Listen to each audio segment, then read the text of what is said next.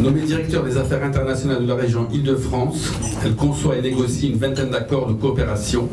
Elle est directeur des affaires internationales de Paris en 2008 et promeut à l'étranger et auprès des membres du CIO la candidature de Paris pour les Jeux Olympiques. Elle est directeur ensuite générale de Paris Île-de-France, capitale économique, où il y a de nombreux investisseurs internationaux en Île-de-France afin d'améliorer l'attractivité.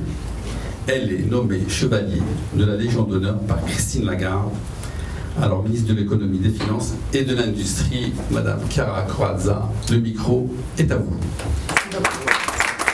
Alors, Paris, cette année, elle est devenue la troisième ville au monde pour son attractivité en termes d'investissement. On a 3 aéroports, donc 85 millions de passagers par an. On est au centre de l'Europe, vous savez, donc, grâce au TGV, on est en 2 heures pratiquement dans toutes les grandes métropoles européennes. Et puis, la taille et la diversité d'équipes et d'investisseurs et d'utilisateurs est un autre très fort atout du marché immobilier. Et c'est vrai qu'on se rend compte que cette régulation qu'on critique dans beaucoup de cas en France, dans le domaine de l'immobilier, rassure.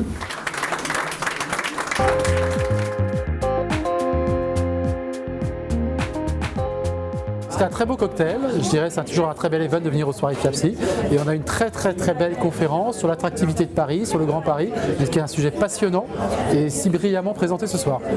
Paris est une ville magique et Paris est une ville des plus attractives au monde. Moi dans mon métier je la vends tous les jours, comme je vends la France et là je vois que ce projet du Grand Paris et j'ai appris encore des choses que je ne connaissais pas, notamment le poids de l'immobilier, le poids de l'économie parisienne et francilienne dans l'économie mondiale.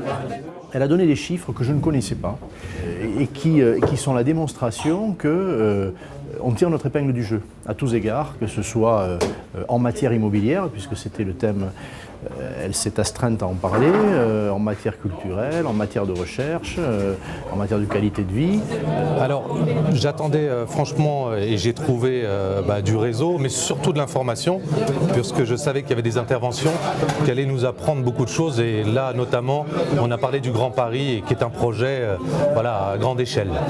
Ce type de mise en réseau c'est très intéressant parce qu'on y développe une intelligence collective, c'est-à-dire qu'on partage beaucoup de choses ensemble et finalement on s'y retrouve parce que dans des endroits comme ça on y trouve beaucoup de personnes concentrées du milieu.